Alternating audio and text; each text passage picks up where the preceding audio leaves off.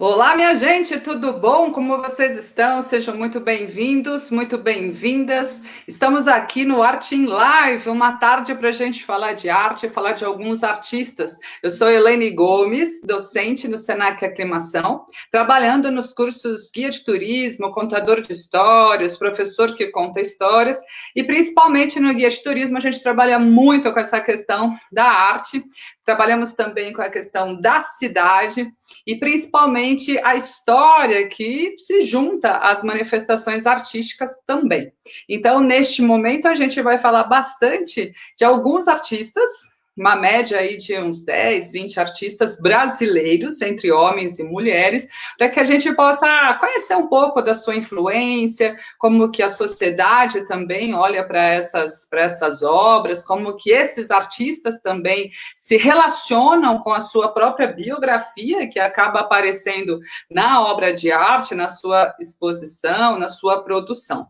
Você também pode mandar os seus comentários. Na técnica, eu estou com o Emilson Laurindo, que vai nos ajudando, e eu vou projetando as imagens. E se você quiser conhecer mais do Senac Aclimação, você pode acessar o portal, pode acessar o novo site www.sp.senac.br/aclimacal, ou você pode enviar e-mail também, aclimacal@sp.senac.br.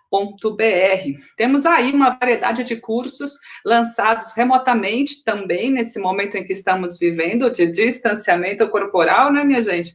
Mas tudo em nome da vida, vamos nos proteger, mas vamos também aproveitar este momento para estudar, para conhecer, para fazer outros cursos. Então, você acessa lá e veja todos os cursos que estão sendo ofertados neste momento, neste semestre.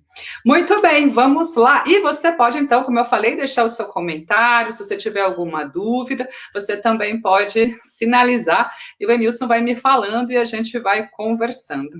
Feito, minha gente? Então, vamos lá. Arte em Live é um momento para a gente se encontrar, para a gente falar desses artistas. Eu já vou logo perguntando para você o que você conhece, quais são os artistas que você conhece, quais são os artistas brasileiros que você conhece. Você pode ir contando aí para mim, pode ir fazendo essa reflexão.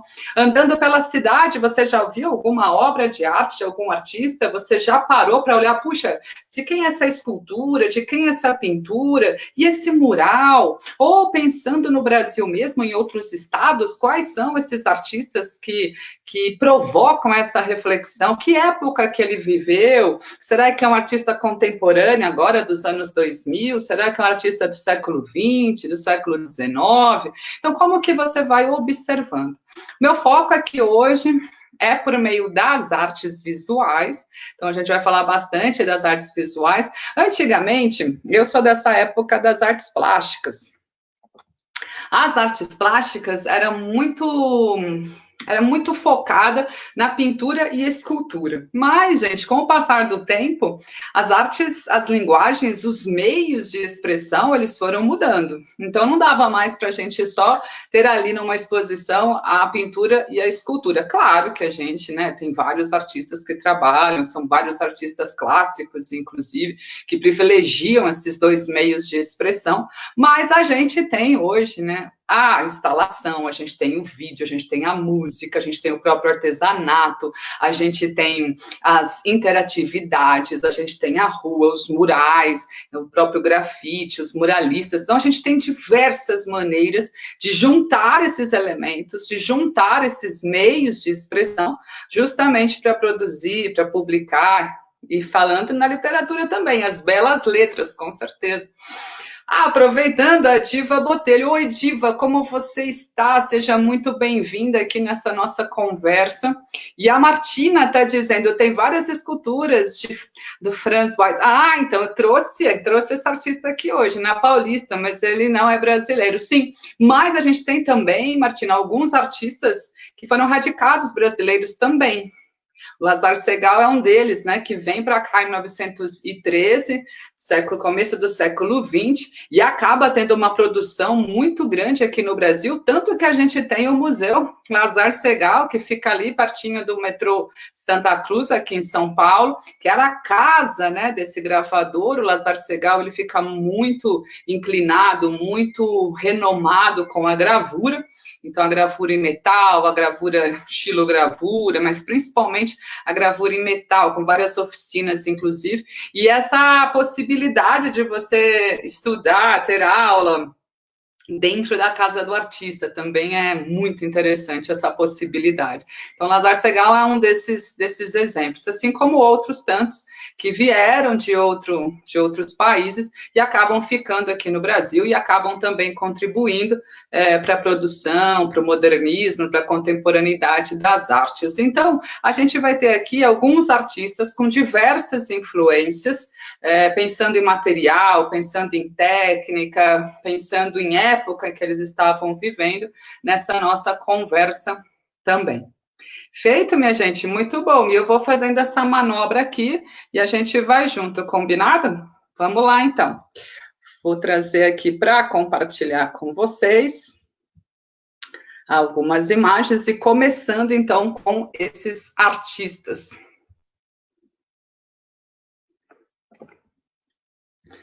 Vamos lá, todo mundo aí.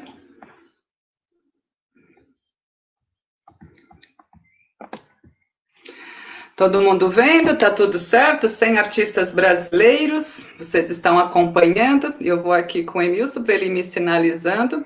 Tudo certo, Emilson? Você me manda uma mensagem aqui no WhatsApp, por favor. Todo mundo está vendo aí 100 artistas brasileiros. Eu vou passar já para o primeiro.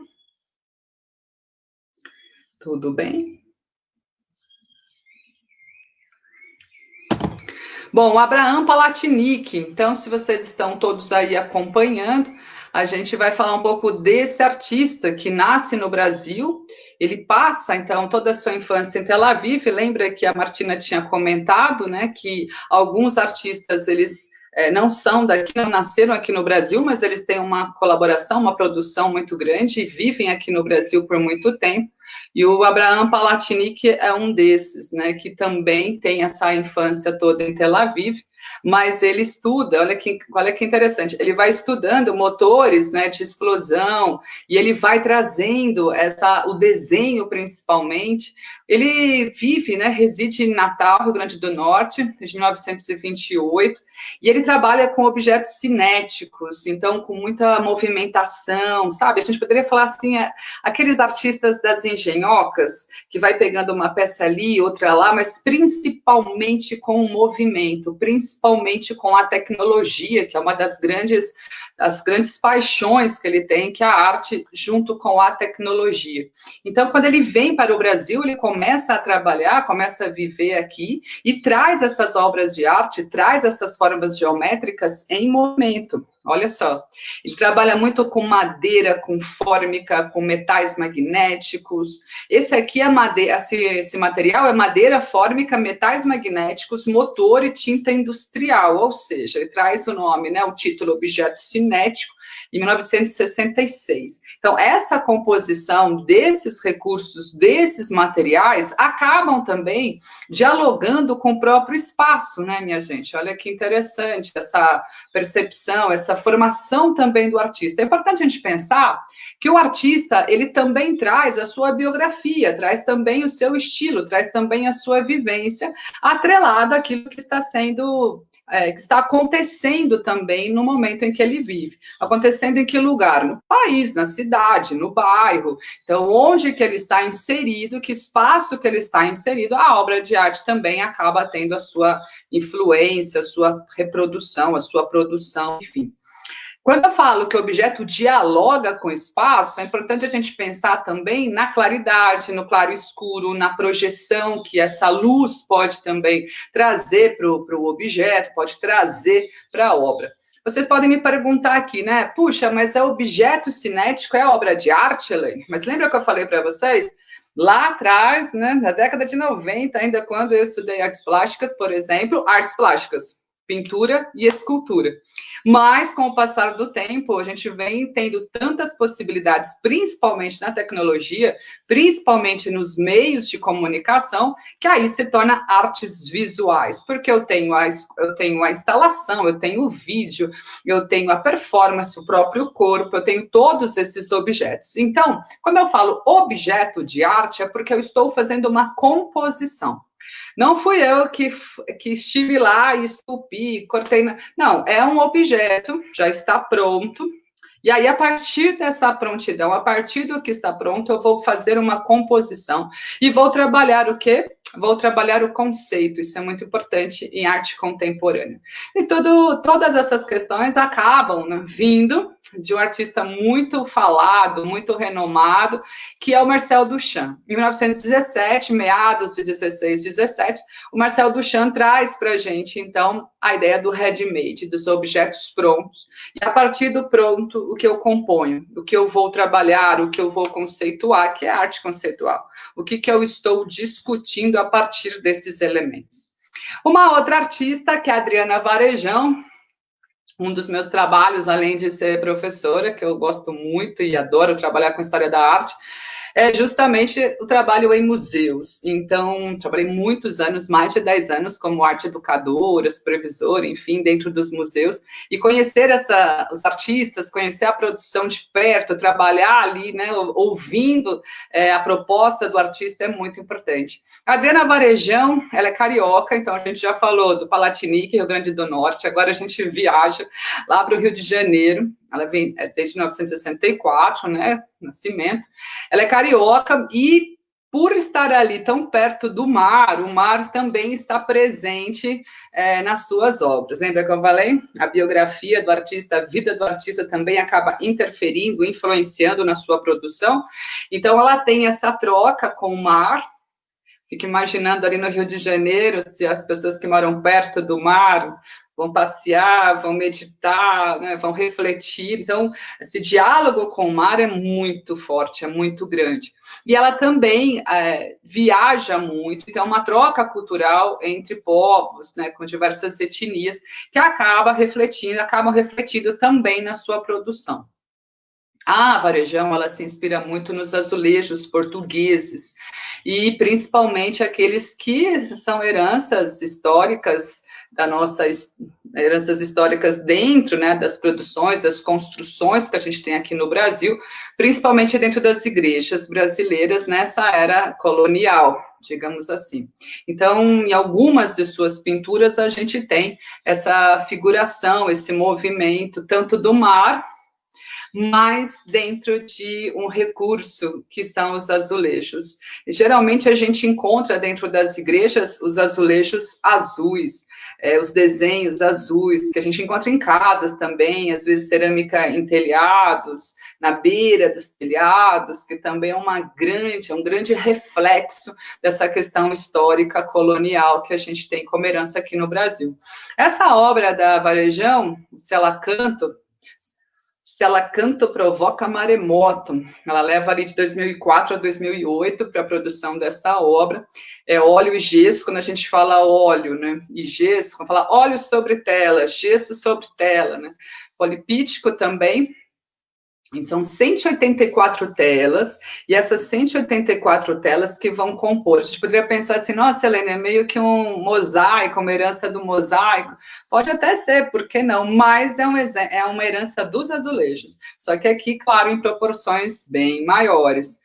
E todo o movimento, toda a pintura, esses tons de azuis, vai lembrar o quê? O movimento das ondas, vai lembrar também o mar, que dialoga com a vida dela, como a gente falou.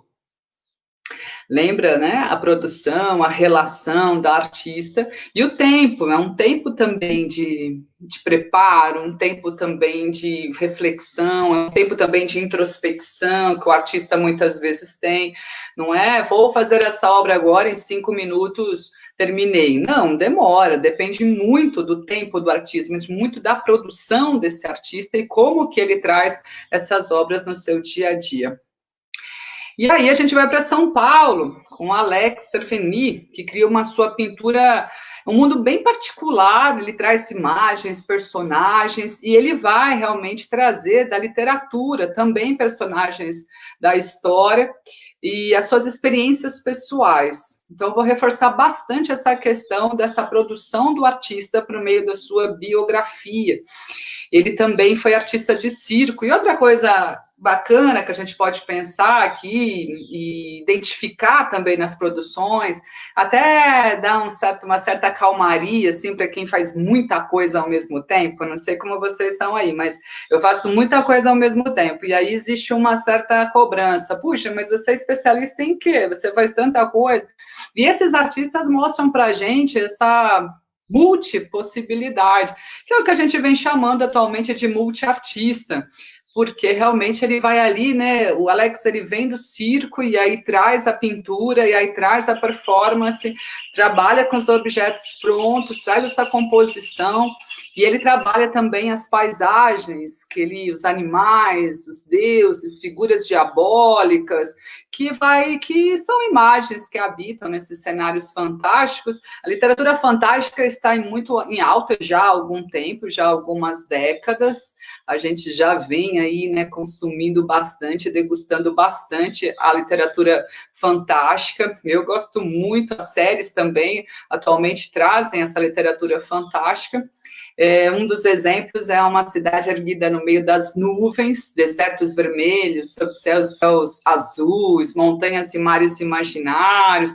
Então, ele é um grande ficcional, digamos assim, na obra do Alex. Esse é um painel de azulejos, o título da obra é 2013, também vindo dessas personagens, dessas criações fantásticas que ele vem apresentando. E vamos pensar, né? A gente já falou Rio Grande do Norte, já fomos para o Rio de Janeiro, agora estamos em São Paulo. Acho muito importante a gente deixar elucidado, assim, bastante luz, que a gente tem muito artista brasileiro, muita artista brasileira, trazendo produções incríveis, espalhadas aí por todo o mundo, e a gente vem destacando, às vezes não conhece, e a gente precisa realmente conhecer quem são esses artistas. Muitas vezes a gente fica em artistas renomados, totalmente notórios na história da arte, que a gente também tem aqui nessas grandes influências, mas quais são os artistas que estão aí produzindo?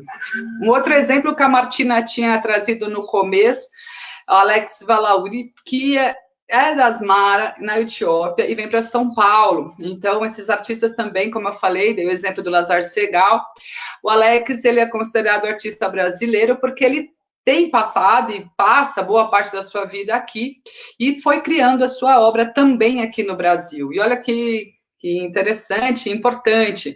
Ele é um dos pioneiros no grafite no Brasil, principalmente nos muros em São Paulo. Ele vai retratando cenas urbanas, retratando também personagens urbanas, típicos da cidade, do cotidiano, e eu acho importantíssimo, a gente precisa trazer essa possibilidade mesmo dos artistas estarem sendo representados e representarem também essas pessoas, a rotina, o cotidiano, quem são, como vivem, como trabalham, como se articulam dentro das obras, né? E algumas obras também do Alex também sai do mural, sai da parede e vai para as camisetas, para os adesivos, que é uma maneira de circular pela rua. Porque a camiseta, ela passa a ser uma tela em branco ali, dependendo. Tela em branco é modo de dizer, pode ter várias cores, claro. Mas ela é uma tela ali, é um espaço em que o artista pode também produzir, colocar a sua obra, e essa obra, ela se torna uma obra que é ambulante, né? Ela vai intermediando, vai tendo um itinerário, e o público inteiro vai assistindo, vai vendo ali uma exposição tão perto, tão longe, a céu aberto. Então, uma obra do Alex é sem título, é da década de 80 do século 20, né? Grafite. Já o Alexandre Cunha, voltamos para o Rio de Janeiro, em 1969, É um escultor, né, Alexandre Cunha, mas ele trabalha, como outros artistas também, ele trabalha com esses objetos do nosso dia a dia, do nosso cotidiano, que estão dentro da nossa casa, e traz uma ressignificação para esse objeto. Lembra que eu falei do Marcel Duchamp, lá de 1916, 17, Europa, depois ele migra para Nova York, e vai trazendo dentro do movimento chamado dadaísmo, que faz parte do modernismo, então todos os ismos fazem parte do modernismo, dadaísmo, impressionismo, expressionismo, surrealismo, todos fazem parte deste grande período que é o modernismo, e aí o Marcel Duchamp traz esses objetos prontos e atrela ao objeto um conceito. Claro, né, que se a gente pega ali esse desentupidor de pia, dentro de casa, desentupindo a pia, é um desentupidor de pia. Agora, quando eu tiro esse objeto da sua função, daquilo que ele foi criado, e levo para dentro, de repente, de um museu, ele não vai desentupir a pia lá, não é? Mas, naquele momento em exposição, claro, mas ele pode ter um outro conceito, eu posso ressignificar esse objeto. E é o que o Alexandre da Cunha faz, né, com as vassouras, com os desentupidores que eu falei, guarda-sóis, toalhas, ventiladores, cadeiras de praia, chapéus e muitos outros objetos, né. Se a gente for fazer uma leitura, que a gente trabalha muito dentro das exposições com arte contemporânea, a gente pode falar assim, olha, vamos fazer uma leitura desta obra, que é justamente o trabalho de mediação do educador. O que é mediação? Aproximar as pessoas, o público da obra. Você é um intermediário, né? Você fica entre a obra e o público. Então, qual leitura, qual interpretação? Claro que muita gente sempre ouvia essa frase. As pessoas falam muito, mas Elaine, o que o artista quis dizer?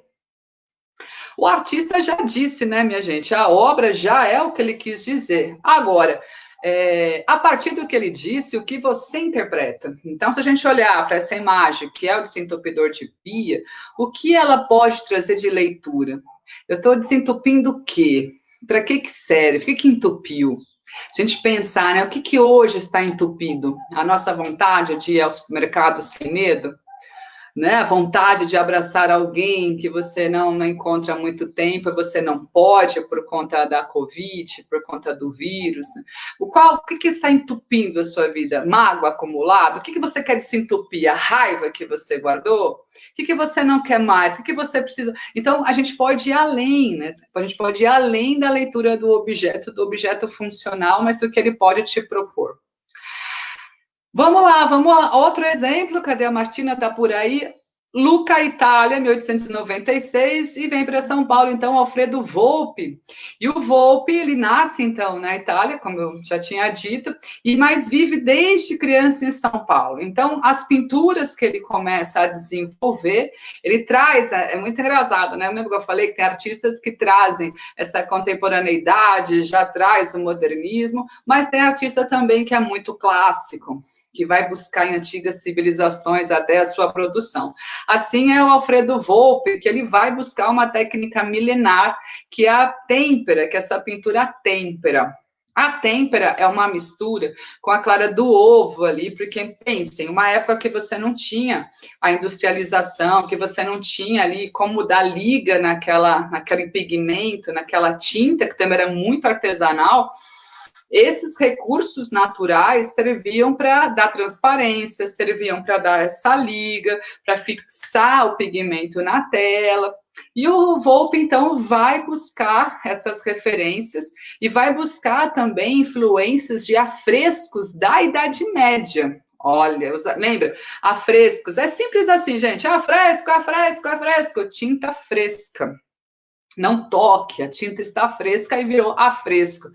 Que a gente hoje dá o nome de muralista também, naquela época, muralistas, o nome dos artistas que pintavam nas paredes, os muralistas, mas o Alfredo Volpi vai trazer essas influências deste período, desta época, e aí ele começa pintando, então, as casas, as bandeirolas, os estandartes, né, as ruas, paisagens, festas populares, e são realmente as bandeirinhas das festas juninas, e vai ficando cada vez mais abstrato. Então, ele parte de um figurativo, então, quando a gente fala a figura, as pessoas gostam muito.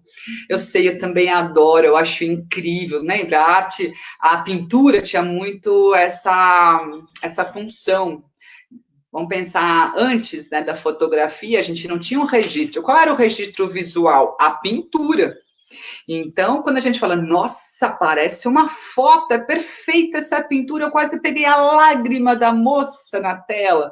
E é realmente maravilhoso, eu acho impecável, eu fico ali horas olhando obras como essa, a gente pegar ali um Almeida Júnior, por exemplo, né? Vamos lembrar aí comigo, A Saudade, até um pôster aqui atrás, né, no meu mural, porque eu acho maravilhosa, assim, né, como ele é exímio na técnica, no detalhe, na composição da tinta, na dissolução, enfim, mas a gente também pode ir do figurativo para o abstrato. A gente vai desconstruindo a imagem, que é o que o Volpe faz. Então, ele começa nesse figurativo da cidade, das bandeirolas, e depois ele chega, então, nas figuras geométricas, nas composições abstratas, fazendo um jogo de formas, um jogo de cores, né? Então vai ficando cada vez mais abstrata a obra do Volpe.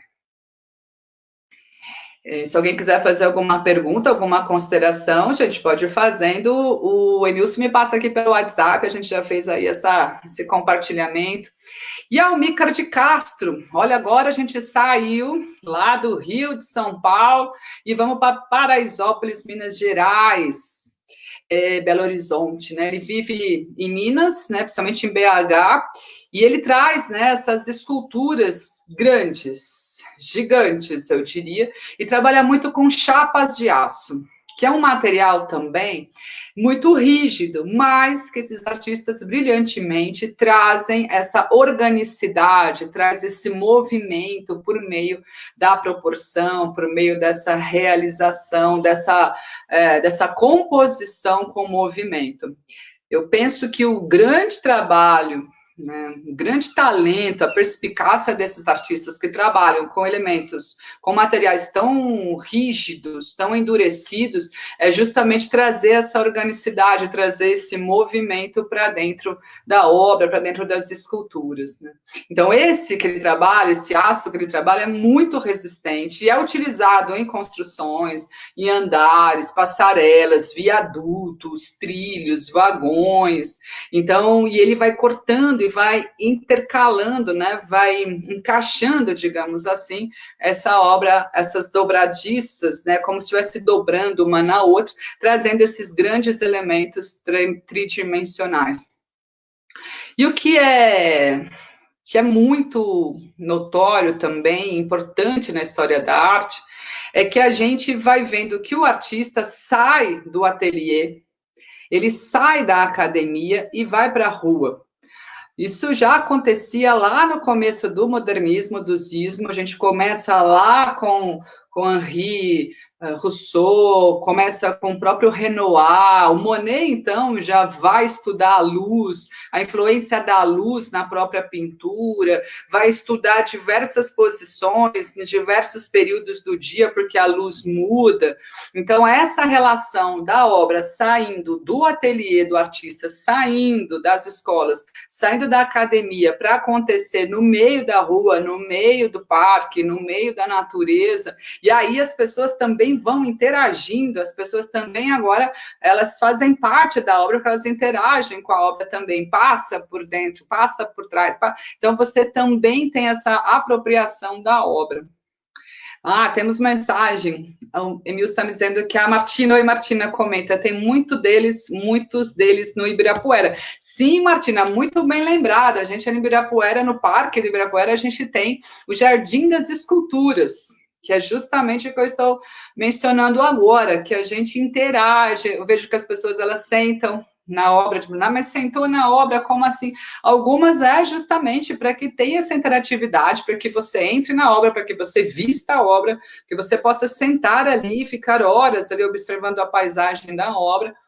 E, Martina, é muito legal esse seu comentário e essa sua observação, que é esse olhar pela cidade e identificar também essas obras, porque muitas vezes a gente fica só com as obras que são destacadas ou que estão nos livros de história. Se a gente passar pelo Parque do Ibirapuera, você fala qual obra de arte? A maioria vai falar, é o Monumento às Bandeiras, porque está lá, né, escancarado, enorme, gigantesco, teve a sua função e tem até hoje, claro, para a gente relembrar e discutir várias questões históricas, étnicas aqui no nosso país, mas Martina lembrou muito bem, a gente tem o Jardim das Esculturas, por exemplo, que fica ali em frente ao MAM, ao Museu de Arte Moderna, dentro do parque, e espalhados também pela cidade, a gente pensar num roteiro artístico Avenida Paulista, por exemplo, quantas obras a gente tem, ou em outros lugares da cidade, pensando em São Paulo, mas vamos pensar que nem aqui, BH, vamos pensar outros estados, quantas obras a gente tem espalhadas também, muito bom.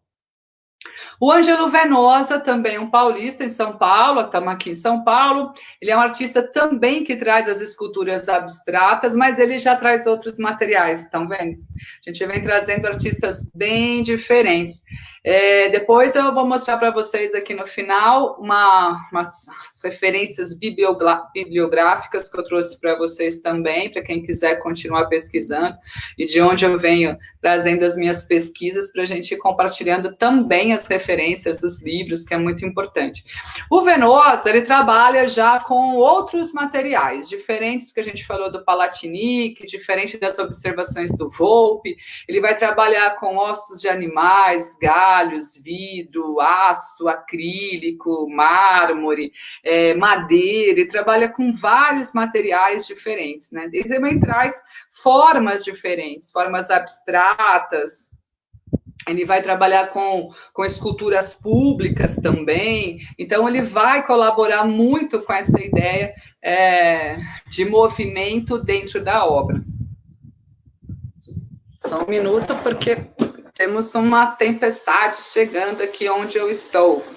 Já vou avisando, gente, caso eu caia, é porque a tempestade realmente está chegando e pode ser que acabe a energia, não é? E a ventania começou. E falando em natureza aqui do Ângelo Venosa, a natureza está se manifestando neste momento. Retomando o que a Martina tinha dito, então, essa obra do Venosa, a gente tem produções do Venosa também no Parque do Ibirapuera e no Jardim da Luz, em São Paulo, e também na Praia do Leme, no Rio de Janeiro. Lembra que eu falei dos ícones, das referências que a gente tem? Pois é, aí está uma delas, Anita Malfatti. Tenho muito apreço pela produção da Anita Malfatti, principalmente pela mulher Anita Malfatti, pioneira, trouxe para o Brasil, a gente falei em Lazar Segal, 1913, mas a Anita, ela é a pioneira do modernismo aqui no Brasil, ela é uma daquelas pessoas que consegue estudar fora, né, Barões do Café, que tinha ali muita propriedade, que eram afortunados, e ela consegue viajar, ela vai para a Europa, e ela se encanta, se envolve ali com o movimento, principalmente com o impressionismo, um pouco do impressionismo, um pouco do cubismo, mas as cores, né, impressionam, impressionismo impressiona, mas essa impressão mesmo de cada cor nas obras da Anita Malfatti. E ela vem, então, em 1916, 17, ela é a precursora do movimento. Ela é a precursora do movimento modernista e, junto com outros artistas e escritores e jornalistas, ela vai participar, então, da Semana de Arte Moderna de 22. Mas a Anita sofre com a crítica ferrenha de Monteiro Lobato em relação às suas obras, naquele momento também extremamente político, direita, esquerda, como faz parte da história. A gente também tem esse entremeio e o Monteiro Lobato faz essa crítica direcionada à Anita, mas para atingir todo o movimento modernista. E a Anita, ela se retrai, ela só participa da semana justamente porque ela é muito amiga, apaixonada pelo Mário de Andrade, e esse a convence de participar. E ela, então, é a pioneira, realmente, a mulher que traz o modernismo para o Brasil. Muitas pessoas acham que Tarsila do Amaral participou da Semana de Arte Moderna de 22, mas Tarsila nem estava no Brasil. Então, só tomem um cuidado com essas referências, com essas relações. Mas a Anitta foi professora de Tarsila, que máximo, gente, não é incrível? E nesse período aqui, quando a Anitta volta mesmo, toda ali, né, eufórica e trazendo tudo que ela aprendeu na Europa, dentro dos ateliês dos artistas, ela traz o melhor da cor, ela traz essa pincelada na tela, que muitas vezes lembra Van Gogh, essa expressividade dela, que depois da crítica, depois da semana, ela acaba deixando de lado e começa a ter produções, aquilo que se esperava de uma mulher na época, que era pintar paisagens, bordados, não menosprezando quem faz, porque são artesanatos incríveis, mas a Anitta realmente ela já tinha uma questão crítica e artística que nesse período ela acabou sendo interrompida, né? Ela interrompeu. Bom, a gente tem a Anabela, que também foi uma pioneira, agora um outro movimento, um outro período, outro meio de expressividade, que é a videoarte. Lembra que eu falei para vocês?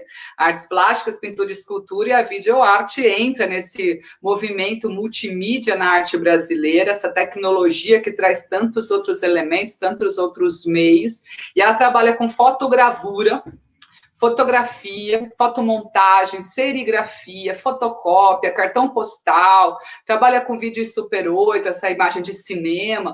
Então, ela vai permeando por outros recursos tecnológicos, por outras mídias, para expressar o seu trabalho, para expressar as suas ideias, a sua crítica.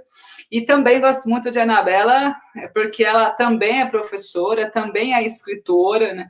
Ela deu aula para várias gerações de artistas, que é muito importante também, essa artista ou esse artista que produz, mas também dá aula, né? Ou seja, está ali nesse movimento, formando outros, discutindo com outras pessoas, promovendo outras pessoas. Então, é muito bacana a gente ter essa possibilidade e conhecer essas pessoas aqui no Brasil, né? São nossos, né?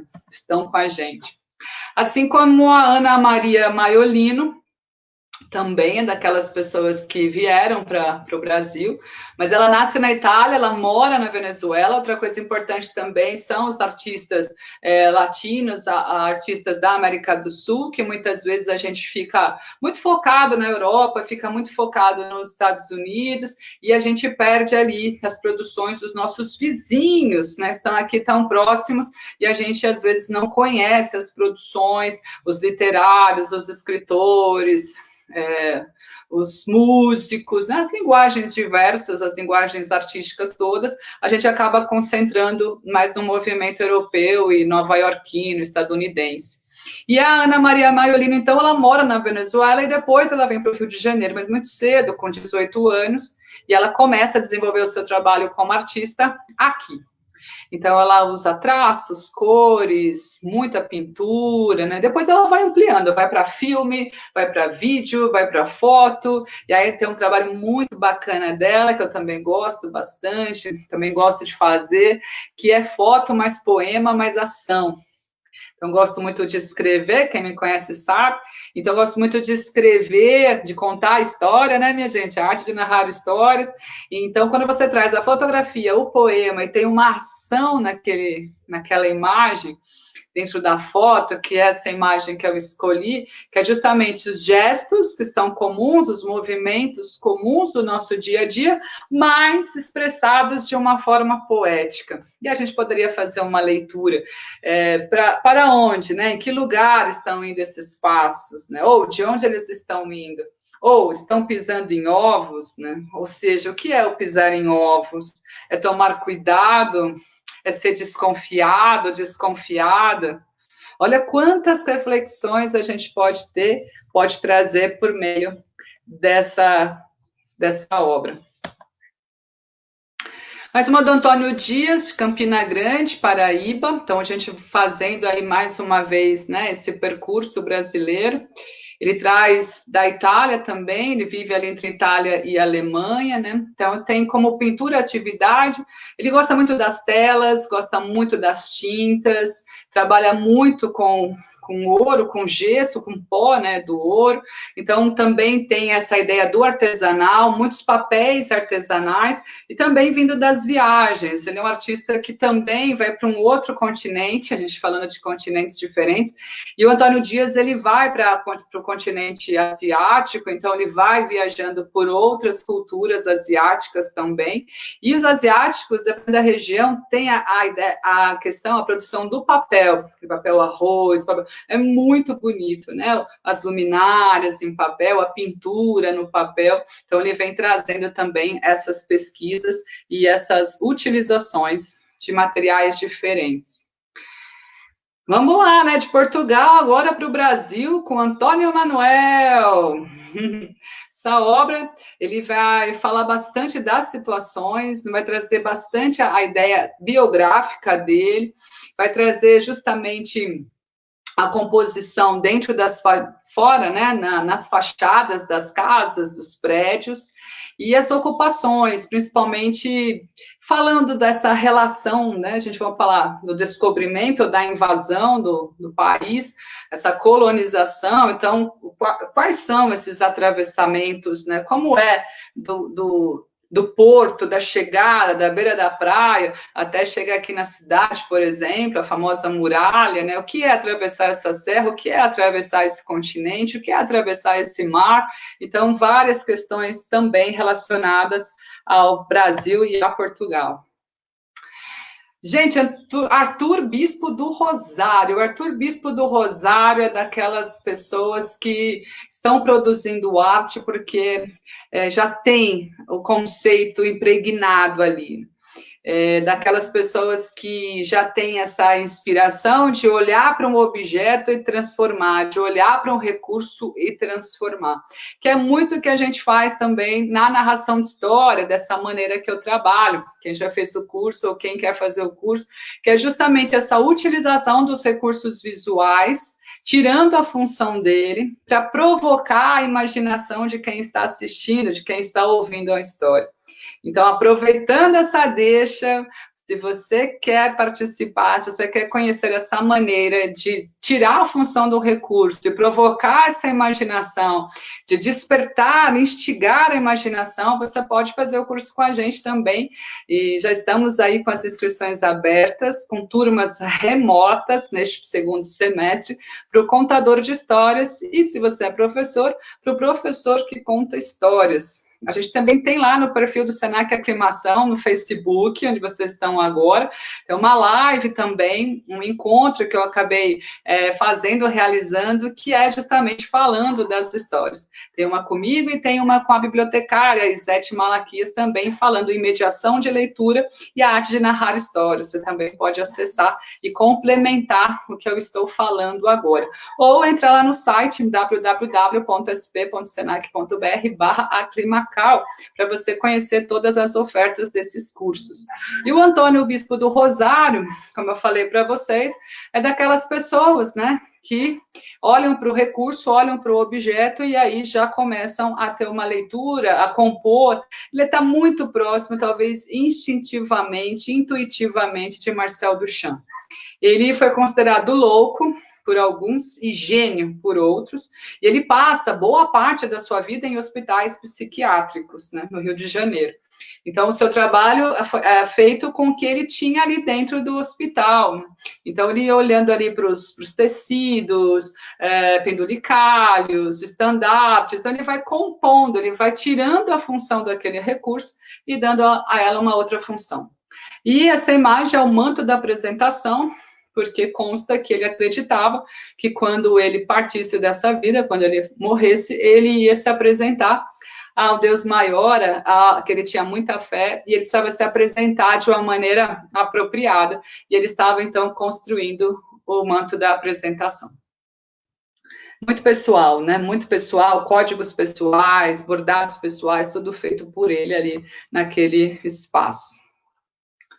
Muito bem, minha gente, podem ir falando aí que eu recebo as mensagens, tá bem? Pelo Emilson, ele vai me contando aqui o que vocês estão refletindo, o que vocês estão dialogando, se vocês tiverem dúvidas, vocês também comentários, assim como a Martina fez, assim como a Diva, você também pode me enviar, pode comentar, que o Emilson me passa por aqui. Bom, Atos Bulcão, o Atos Bulcão, ele muito, mas muito, né, considerado, ele é dito como aquele que deu cor à obra de Oscar Niemeyer. Quem já foi para Brasília sabe do que eu estou falando, ou quem é pesquisadora da cidade, desse grande projeto que é Brasília, pode também pode me confirmar, né? Mas ele é do Rio, e aí termina, né, em Brasília, Distrito Federal, e tem vários trabalhos espalhados pela cidade, principalmente em Brasília, claro, né? Eu tive a oportunidade de conhecer os trabalhos do Atos Bulcão bem de perto, e também com a fala de uma arquiteta, que foi incrível. Mas ele é um grande escultor, e ele também é desenhista, ele também é um mosaicista, isso é importante, porque vai dando, né, vai fazendo essa composição. Um mestre na arte de montar imensos, mas imensos painéis, minha gente, azulejos coloridos, geométricos. Então, você vai vendo tanto no Rio de Janeiro, Salvador, Belo Horizonte, e como eu falei, a sua marca principal, a sua obra está realmente ali em Brasília, né, projetada desde o zero, inaugurada em 1960, para ser a capital, né, do nosso país, e ele trabalha durante, então, essa construção. Deixa centenas de cidades, de murais, dentro do aeroporto, você vai encontrar a obra do Atos Bulcão. É a cor dentro do concreto de Oscar Niemeyer. Muito bem, falando agora de Barrão, Rio de Janeiro, 1959. Ele também é desses artistas que vai trazer, então, a ideia, né, dos objetos já prontos, traz também, né, esse grupo de esculturas, ele traz também os grandes mestres, os grandes resultados, traz uma obra bastante divertida, formas bem malucas. Só vou reforçar para vocês, Emilson, me ajude aí, tá bom? Que a tempestade está se aproximando, muita ventania, e pode ser, então, que eu fique sem energia elétrica, não sem energia emocional. Tá bem? Se eu sumir, Emilson, por favor, vocês já estão sabendo, tá bom, gente? Porque realmente é uma tempestade que se anuncia. Mas, falando em tempestade e anúncios, não é? Ele traz aqui, então, essas possibilidades, dentro dessas dificuldades, dentro desses elementos de surpresas, dentro desses acontecimentos, ele vai trazendo essa forma divertida, que muita gente até vai falando, puxa, meio maluco, né? Do que ele está trabalhando, do que ele está tratando, mas também tem uma crítica social, também tem uma crítica em relação ao consumismo, como muitos artistas contemporâneos. A Beatriz Milhazes, Rio de Janeiro, 1960. Então, a obra dela, gente, é povoada por flores, círculos, semicírculos, né? Ela traz esse jogo mesmo da geometria, ela traz esse jogo da colagem. Muita gente trabalha com colagem, com poesia visual, recortando, colando as palavras, as imagens. Também gosto muito de trabalhar com colagem. Ela vai pegando ali elementos que... não sei quem é aí, quando a gente fala, né, da minha época, mas na década de 80, 90, a gente não tinha toda essa tecnologia, a gente guardava nas agendas os papéis de bombons, lembra?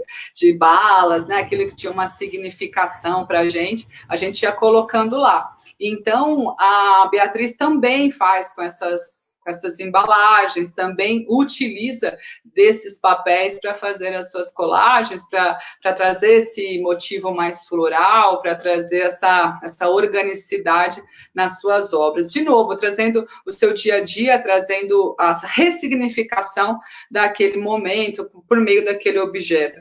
Claro que ali um papel de bombom lembra o quê? O que lembrava para a gente quando a gente guardava na nossa agenda, no nosso diário? Aquele momento, aquele afeto, uma memória afetiva que a gente vai guardando por meio desses objetos, desses recursos, no caso dessas embalagens, né?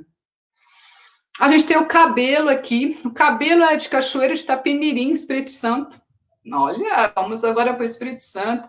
Capixaba, cabelo, trabalha com música e arte, olha que legal, ele junta duas linguagens, né, música e as artes visuais, ele também é desenhista, também é pintor, lembra que eu falei? Multiartista, e é performer, então trabalha com a performance, né, traz a performance para o seu momento.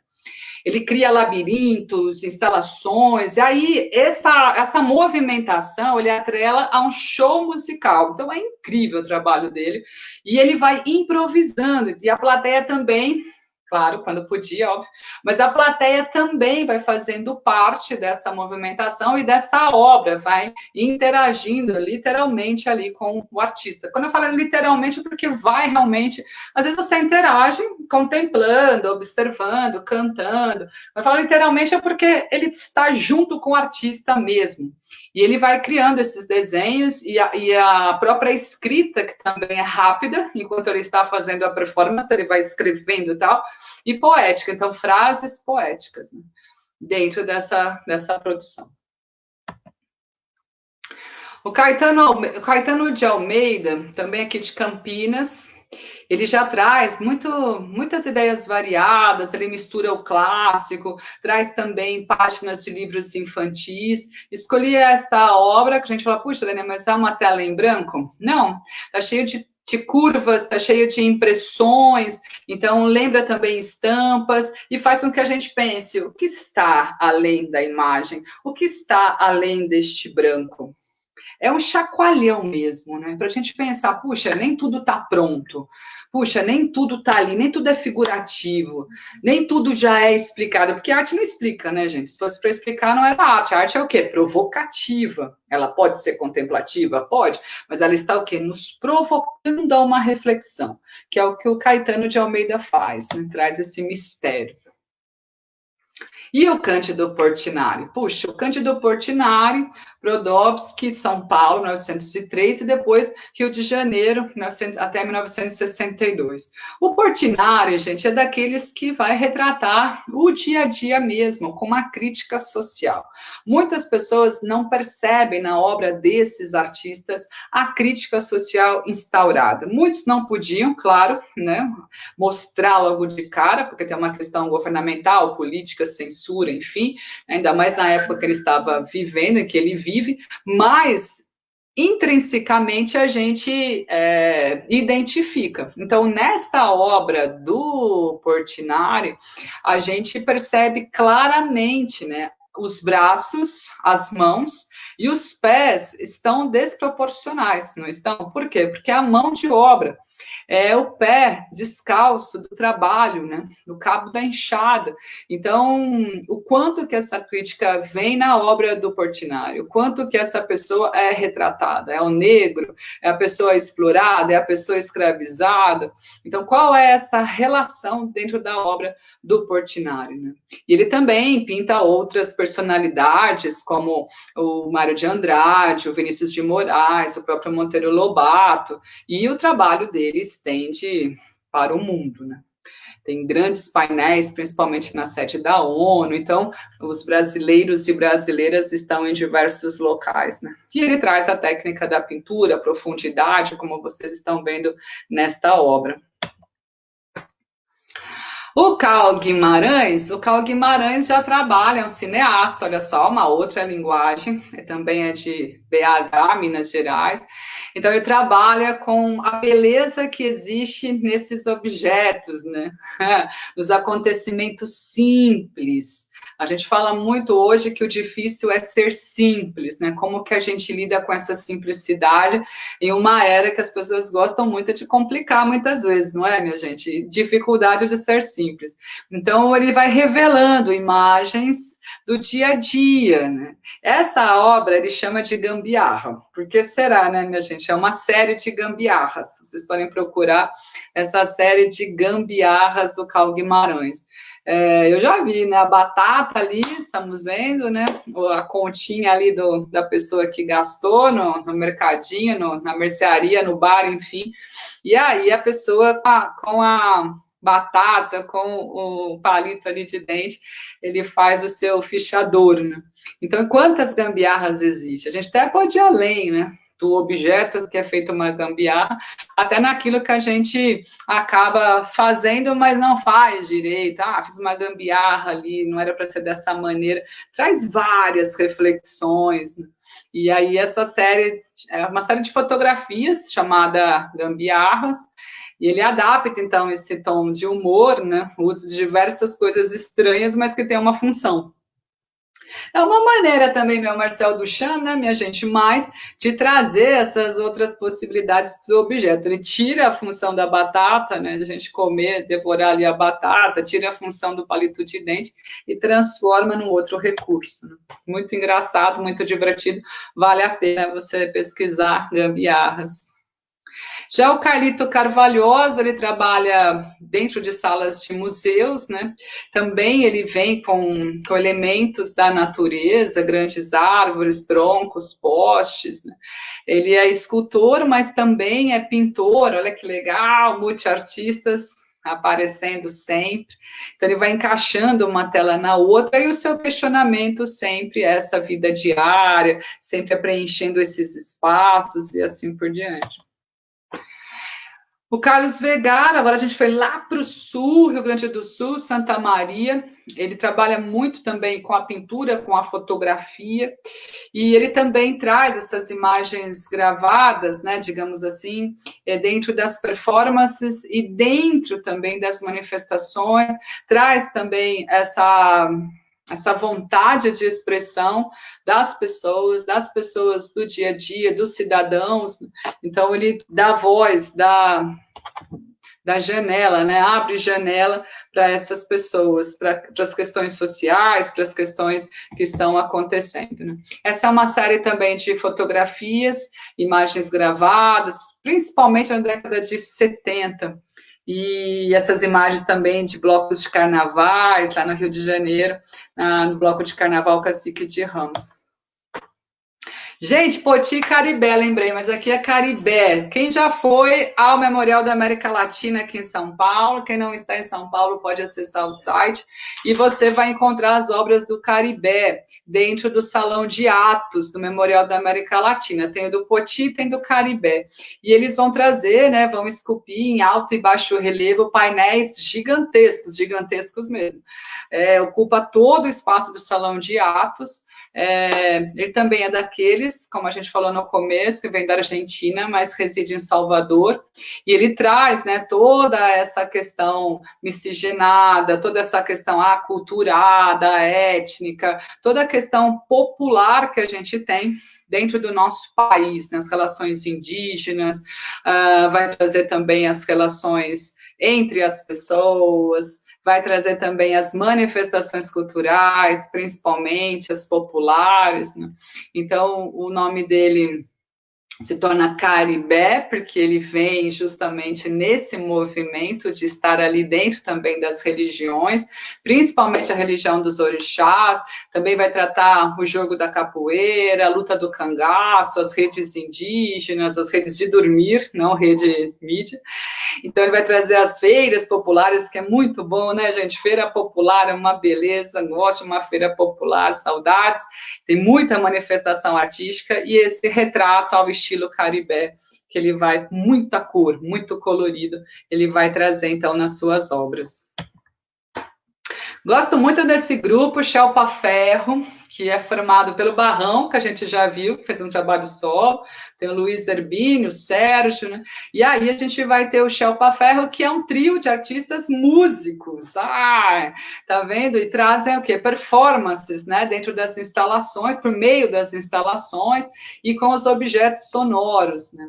Esses objetos vão produzir sons muito estranhos, e a ideia é justamente que a gente fique ali, né, trazendo essa sensação e o que essa sensação causa no seu corpo, te dá uma certa fobia, você quer continuar ali, você fica inquieto, para onde você vai, quero sair, quero ficar, que é justamente como o seu corpo reage, né, a esse som, a essa composição. Então, você tem ali objetos do cotidiano, então, eles colocam cinzeiros com cordas, galhos de árvores, sementes, e vão trazer barulhinho da chuva, então vai trazendo aí possíveis produções, né? Produção de som, produção de efeito, produção sensorial. Muito bacana, são instalações enormes, já trabalhei com as produções do Shelpa Ferro, fazendo mediação, e adolescente gosta muito, assim, tinha muito retorno dos grupos de adolescentes, porque envolve muito, né? Algo muito próximo, que te desafia, te traz uma certa... a palavra é essa, te desafia. O que está acontecendo? É meio enigmático, você quer descobrir, né? Cildo Meirelles. Cildo Meirelles, referência nas nossas artes brasileiras, traz desenhos, instalações, sabe? Ele trabalha muito com a questão também da crítica social, do consumismo. Vamos lembrar que a arte contemporânea, a arte conceitual, ela nos provoca. Pode falar assim, puxa, Helene, mas cadê a beleza? De novo, lembra aquela frase lá, mas isso é arte? O que é arte? Né? Arte é provocação nesses contextos, também é contemplação, a gente vai sendo dividido por períodos, por movimentos, por interesses, por situações históricas, sociais, econômicas, biográficas, dependendo do artista, mas os nossos artistas, a partir da década de 20 para cá, vai trabalhar com certeza todas essas influências, principalmente sociais, né? Principalmente. E aí o Cildo Meirelles traz também essas questões por meio dos objetos. Então, algumas de suas obras têm dinheiro, outras são frases carimbadas, ou garrafas de refrigerantes, ou lembra daquele tempo que a gente colocava a mensagem dentro de uma garrafa e jogava ao mar? No meio de comunicação, né? Então, de onde vem, quem mandou, por que mandou? Então, ele faz também essa referência mais com garrafas, obviamente, né, atuais, o que está escrito nas embalagens de cada garrafa, lembram disso? Era uma super maneira de comunicação. A gente tem de garrafa valioso, assim, pensando nessa comunicação em obra de arte, são os rótulos de vinho. Já tive colegas de faculdade que trabalhavam pintando realmente os rótulos de vinho. E dependendo do rótulo, é uma fortuna, porque justamente tem uma mensagem ali, é personalizado, né? Tem uma referência, é muito bonito. Então, depende, né, de que garrafa estamos falando, de que crítica social que estamos falando. Mas as obras do Cildo, geralmente, né, vão trazer acontecimentos importantíssimos, né, da história do Brasil e a sua crítica social e o momento em que estão vivendo, ou que estamos, ou que viveu. Cristina Canali, Rio de Janeiro, vocês estão vendo o quê? É uma crítica também, mas na história da arte, tanto brasileira quanto mundial, a gente tem vários artistas homens, né? Vocês estão prestando atenção aí. Muitas mulheres retratadas, mas poucas mulheres como autoras. E a gente vem aí há longos anos fazendo com que isso tenha uma mudança. As mulheres precisam realmente ocupar esses espaços e precisam, por mais que elas sejam artistas, quando eu falo ocupar, é se colocar mesmo, né? E a gente também precisa divulgar, isso é muito importante. A Cristina Canali, Rio de Janeiro, ela traz cenas, lembra que eu falei para vocês das memórias afetivas, da sua biografia? Pois é. Então, ela traz as aulas de piano, ela traz os laços de fita, crianças brincando, os cachorros, os gatos, seus animais de estimação, além de outros temas domésticos. Então, produz efeitos lúdicos, ela não tem, assim, uma preocupação, um comprometimento ali de tenho que criticar, tenho que falar, qual a função social da arte. Ela traz justamente essa questão biográfica, ela traz essa reflexão. Então, essas memórias que podem ter vindo de um sonho, pode ter vindo do seu dia a dia, pode ser realmente da sua afetividade, das suas memórias, como eu disse, que são significativas para ela, que ela quer realmente eternizar por meio da sua obra. Daniel Senise, Rio de Janeiro. Então, brincam de diversas formas, com diversos materiais, principalmente o pó de ferro. Trabalha também com pregos que enferrujam, olha só. Então, é uma obra que ela acontece com o passar do tempo. Também existe muito artista e muitas obras de arte que elas vão mudando, principalmente as que estão expostas a céu aberto. ou que ficam muito tempo, determinada temperatura, elas vão mudando de acordo com o ambiente, que faz parte do processo de maturação da obra.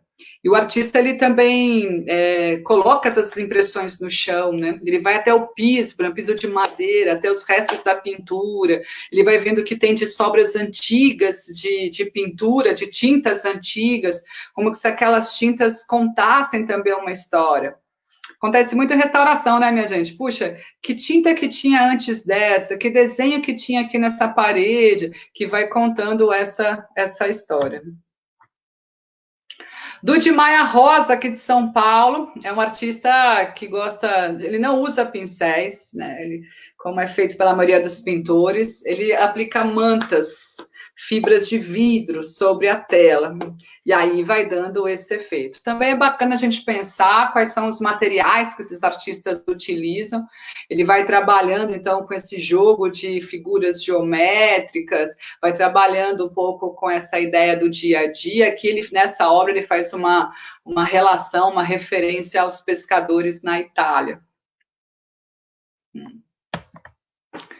Efraim Almeida, vamos agora lá para o Ceará. Olha que beleza, viu, gente? Como o nosso país é maravilhoso, cheio de artistas em várias regiões.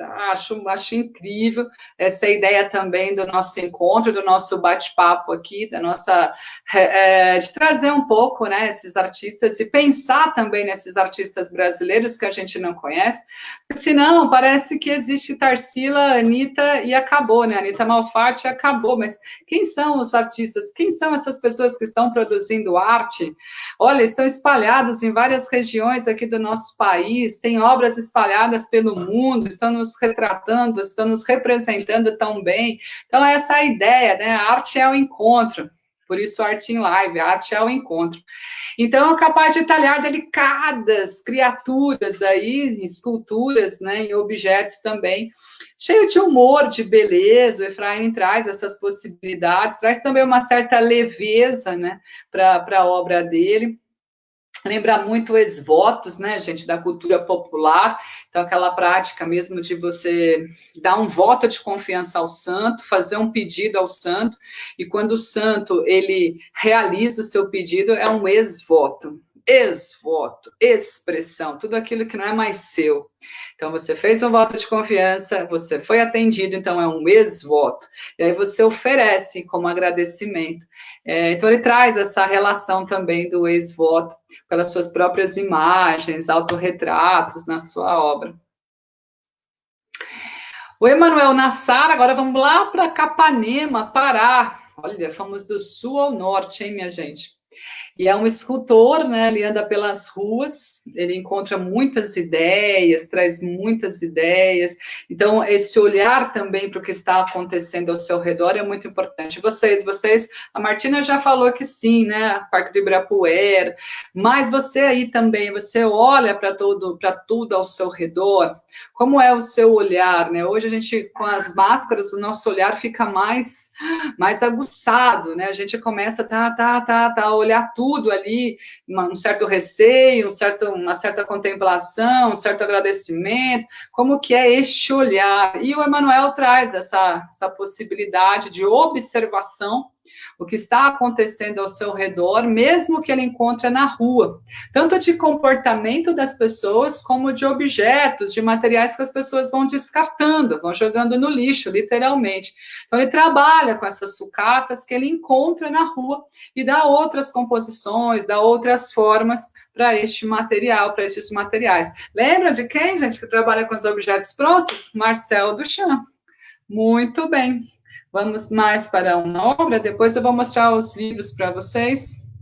Olha, uma mulher, como eu havia dito, onde estão as mulheres, é a Erika Versuti, também São Paulo, e ela traz uma referência de frutas, traz uma referência de animais, referência de legumes, então tem jaca, abacaxi, abobrinha, pimentão, tartarugas, cisnes, pavões e assim por diante, elementos da natureza diversos, né? Em outras vezes, ela se apropria de materiais como recibos, bilhetes, e vai construindo esses vasos chineses, ou seja, também uma artista que vai conhecer a cultura asiática e vai trazer, então, para suas obras essa influência.